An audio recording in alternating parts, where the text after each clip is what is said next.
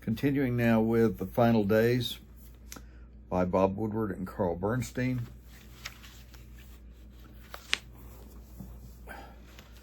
And we're now beginning chapter 5.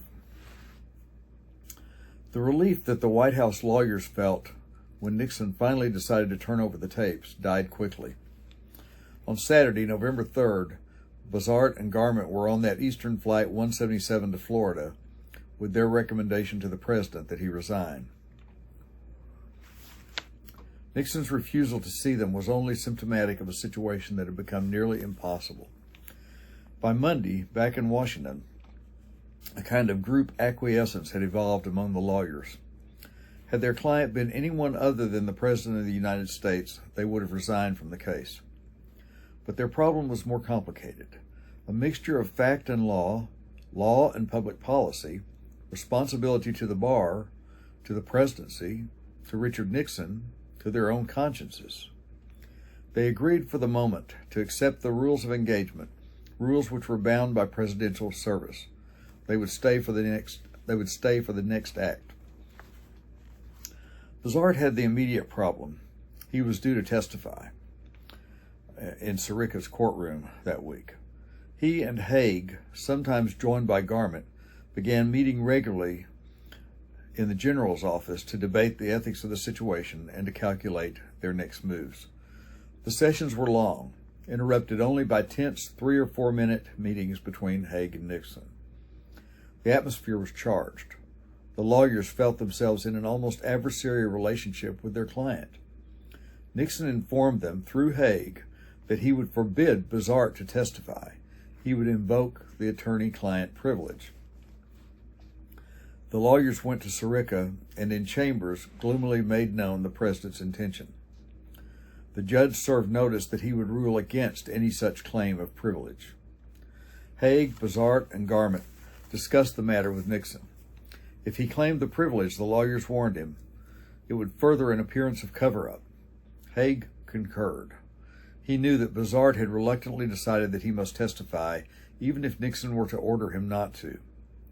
The lawyer couldn't be part of a privilege invoked because the president feared disclosure of his proposal to manufacture a dictabelt. Bazart hardly wanted to be the instrument of Nixon's destruction, but he had to protect himself now. At last, the president relented. He was counting on Bazart to help him.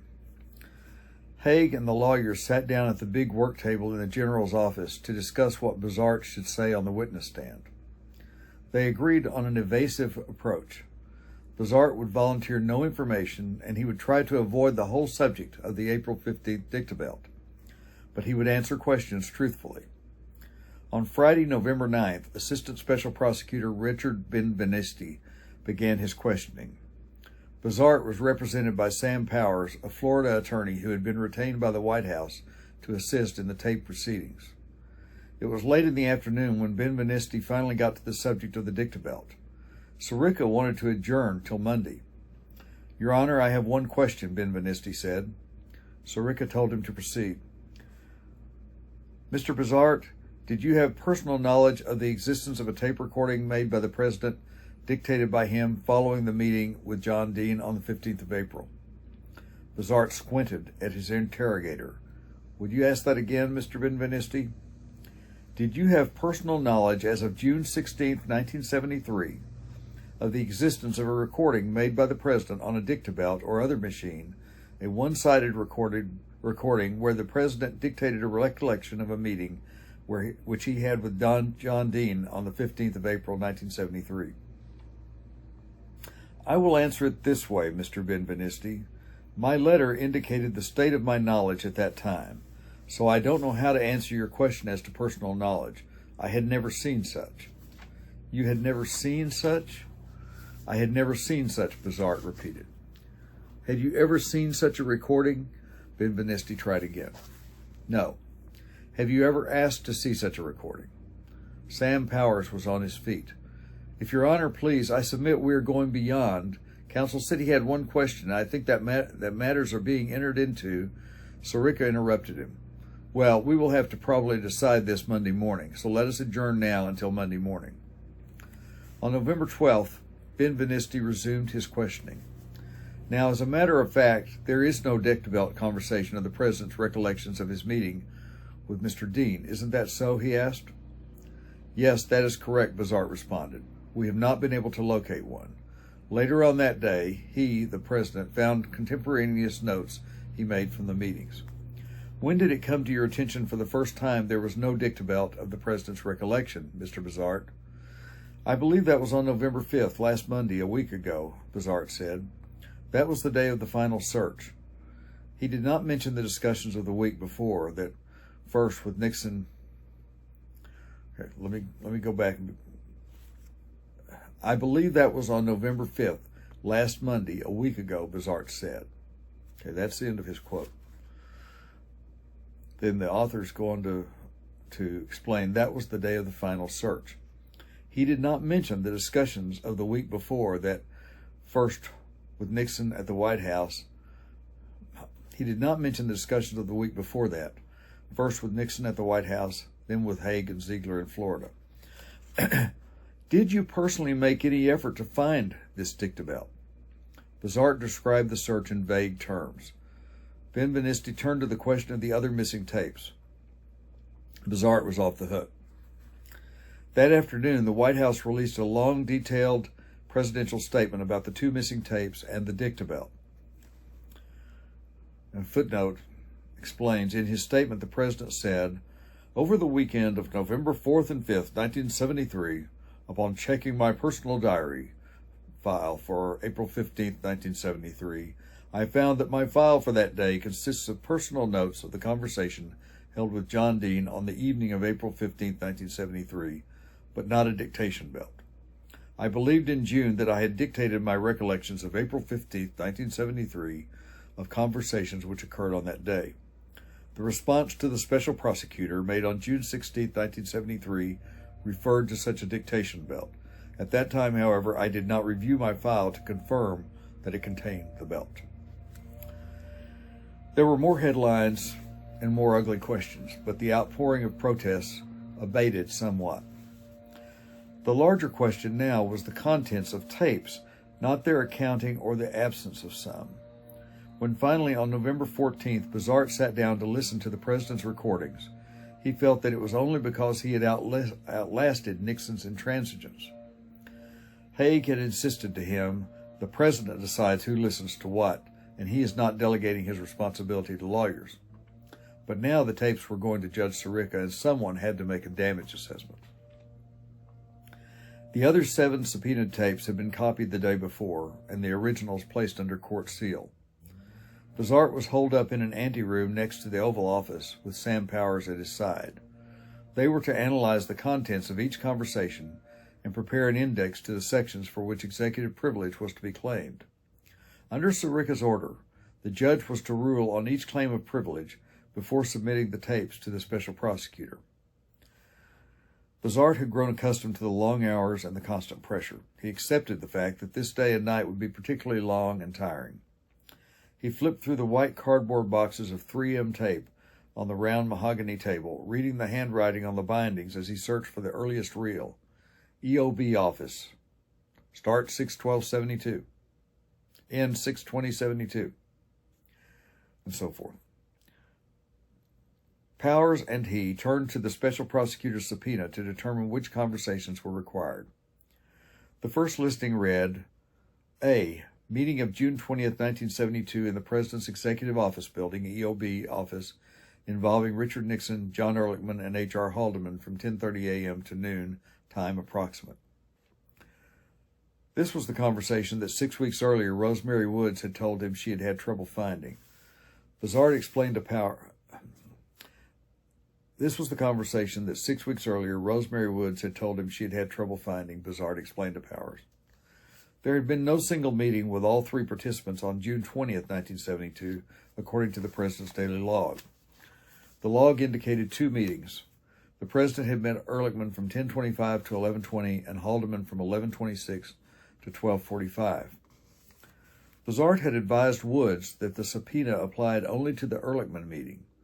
She was not to concern herself about the Haldeman meeting. Haig and the President had told Bazart a few days later that there was a problem.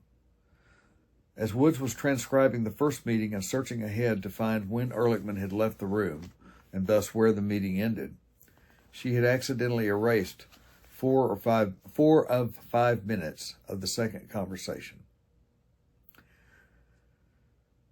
Well, Bizart told Powers that explained why the technician's meter readings indicated that segments of the tape were blank.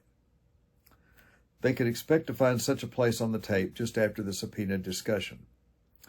Double-checking what was called for by the subpoena, he asked if Powers agreed that the Haldeman conversation, now partially obliterated, was not among the items called for.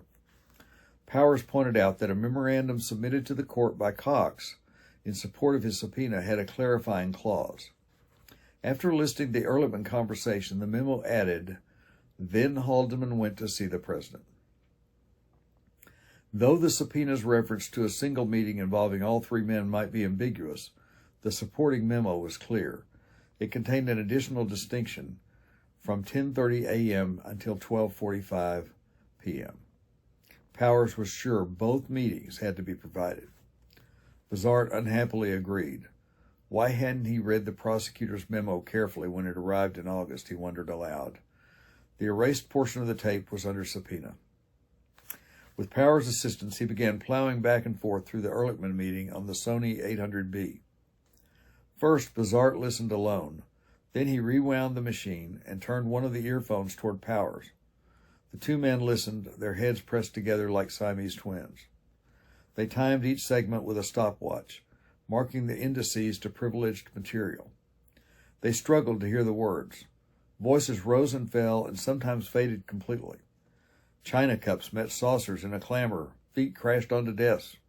Straining, they listened to the voices through the background noises. What they heard had nothing even remotely to do with Watergate. The convention would be covered. The conversation would be covered by executive privilege. They listened on beyond the point that Woods had been told was the end of the subpoenaed conversation, waiting for the 4 or 5 minute segment she said she had erased. They heard the buzz and waited for it to end. They waited longer than 5 minutes, longer than 10, longer than 15. At last it ended. They rewound the tape and listened again, this time using the stopwatch. 4.5 minutes into the buzz, the pitch changed. It sounded like a separate erasure to Bizart.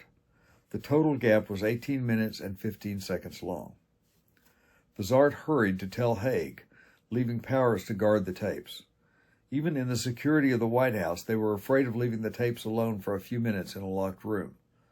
Bizart poked his head into Haig's office, and the general walked over to the door. "I've got yet another problem," Bizart said. "Fine, I'll be with you when I finish," said Haig, and he went to resume his discussion of the Middle East with William E. Timmons, head of the Congressional Relations Staff, and General Brent Scowcroft, Haig's successor as deputy to Henry Kissinger.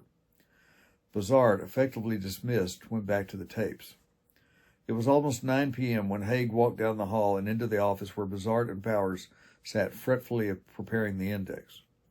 Bizart's normally soft voice was now nearly inaudible. "Do you recall the accident that Rose described to the president?" Of course, Haig recalled. "We have just put a timer on the gap, and instead of 4.5 to 5 minutes, it runs 18+ minutes," Bizart said. Haig looked surprised. "But that is not all," Bizart continued. "I have reassessed and rechecked the subpoena, and both Sam and I have concluded that this in fact is a subpoenaed conversation." Haig exploded. "Well, damn it, Fred, this is a pretty late date to be telling me something like that." He demanded to see the subpoena. His eyebrows pulled together as he read. "This is pretty goddamn ambiguous, Fred. How can you tell what this means anyway? It could be interpreted either way, couldn't it?" "Yes," said Bizart, "but there is an additional exposition describing the subpoenaed items." He passed him the Cox memorandum. "I must share your judgment," Haig said finally. "How the hell could we have been confused on this, Fred?" Bizart had no satisfactory answer. "He simply hadn't focused on the clarifying memorandum when it came in," he said. "It was a small portion of the special prosecutor's brief in the earlier litigation." Haig was too practical to waste time arguing. What sort of gap was it? Bizart didn't know. There were two distinct parts in the buzz. "What could they do now?" Haig asked. "Perhaps the conversation could be recovered." Bizart's 4 years in the Army Air Force as a communications officer and electronics and radar repair specialist made him skeptical. Perhaps, but it was doubtful. Haig was faced with informing the president. The timing was absolutely awful. The president was in the middle of a very, very difficult week. In addition to the Middle East and energy crises, Nixon was conducting a public relations campaign to assert his innocence and reestablish his credibility. Over the next 2 days, he was scheduled to meet with 5 different congressional groups. By the next day, he would have met with all 234 Republican members of Congress. At that very moment, he was seeing some senators. The next morning, he was to address the National Association of Realtors. There would be heavy press and photo coverage. Haig worried about the effect of the news on the old man. The constant public exposure throughout the week would be a strain. This news, coming so soon after the disclosure that 2 of the subpoenaed conversations were not on tape, would be devastating to the president's position.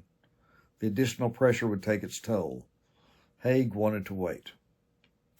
The next morning, while Haig kept his silence, the president met with 78 Republican congressmen who applauded as Nixon said emotionally, "I'm not going to walk away from my job." Even the president's critics in the room were impressed by his determination to stay and fight. Haig thought the session had gone well, and he still kept quiet. Later in the morning, the president was given a standing ovation by 3,000 members of the National Association of Realtors. Blaming Watergate and other campaign abuses on, quote, overzealous associates, Nixon said they had made, quote, mistakes that I never approved of, mistakes that I would never have tolerated, but mistakes for which I will have to take the responsibility. Haig waited another 50 minutes while the president sat for pictures with members of the American Legion and met with Cambodia's ambassador and minister of foreign affairs. Then at 12:36 p.m., he went into the Oval Office to break the news. The president blew up. He was so enraged that such a mistake had been committed that Haig didn't know for a while which mistake Nixon was referring to. Then it was clear. The president was outraged not at the gap, but at Bizart's error.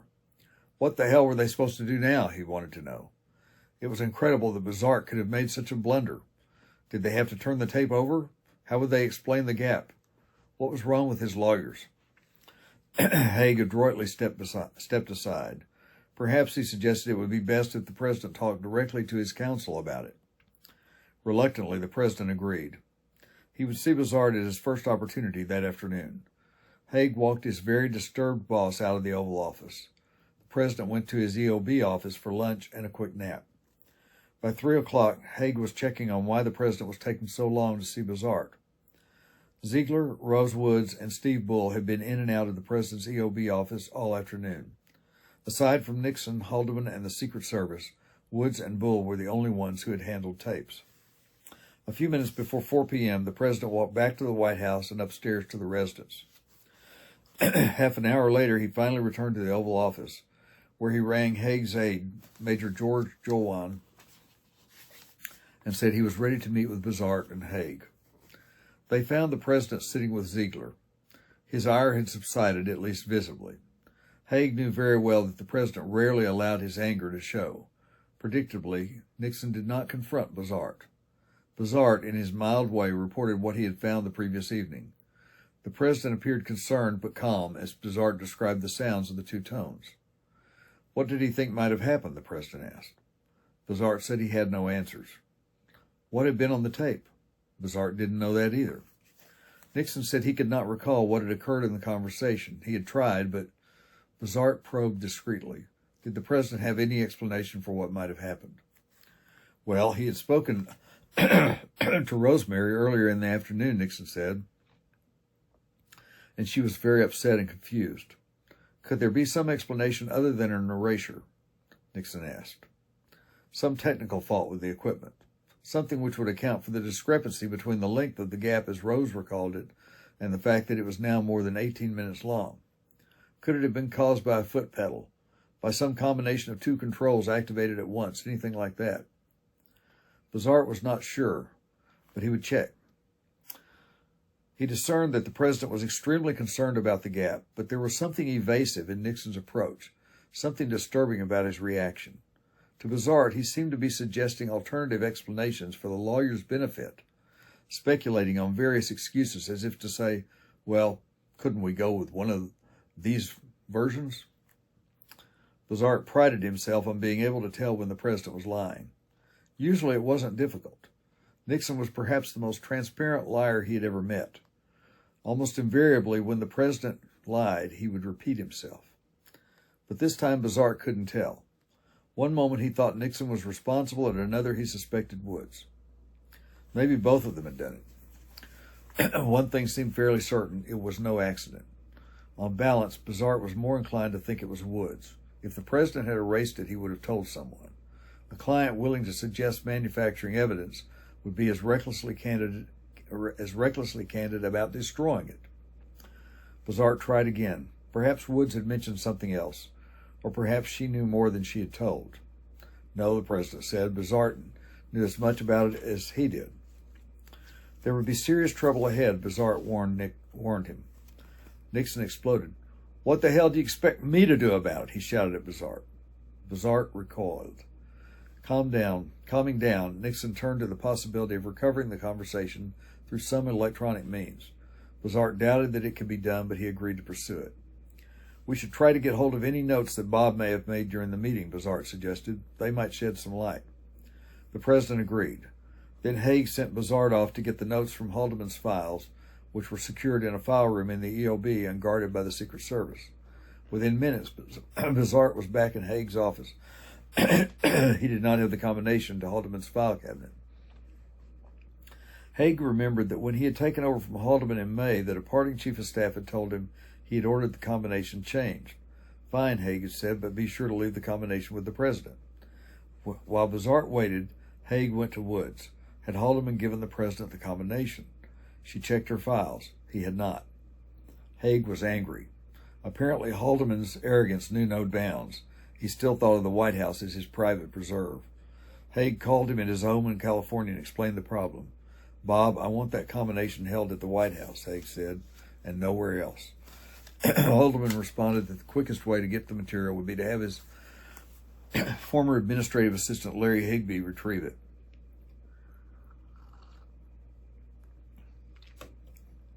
There were more than 40 drawers of notes and papers stored in the file room. He would call Higbee with the combination and direct him to locate the file. Passively, Haig accepted Haldeman's arrangements.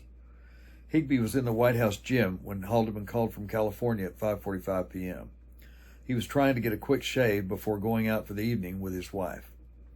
Higbee had worked for Haldeman for 5 years, carrying out his orders in such efficient style that administrative assistants in the executive branch were called Higbees by the White House staff. Higbee had an aide who was known as Higbee's Higbee. Now banished to the office of another former Haldeman aide, Fred Malek, Deputy Director of the Office of Management and Budget, Higbee loyally ran Haldeman's Washington errands. Haldeman was typically precise and direct. Describing the problem briefly, he gave Higbee the combination to his file cabinet and specific instructions. Go to Haig's office, tell him you will get the notes. Go to the file room, open the safe, pull out the second drawer, remove the brown cardboard pouch for April to June 1972, and the pouch for April 1973. In one of the two, you will find a yellow pad of notes for the meeting in question. Remove it from the pouch and call me back. Read me the notes, and do not, under any circumstances, give the document to anybody until you have called me and gotten my approval. Do not, under any circumstances, deviate from this procedure. If there is any deviation from my instructions, call me before proceeding. Higbee understood. He went to Haig's office and said he would retrieve the files. Stopping by Bozart's office to get a more precise description of the required material, Higbee went to the file room on the 5th floor of the EOB. Bozart followed him inside and waited. As directed, Higbee removed the pouches. Going through their contents at a corner table, he told Bozart he had found the right notes. Then he called Haldeman and read them over the phone while Bozart waited for him across the room, out of earshot. Haldeman said. That's no problem. Go ahead, turn over the notes.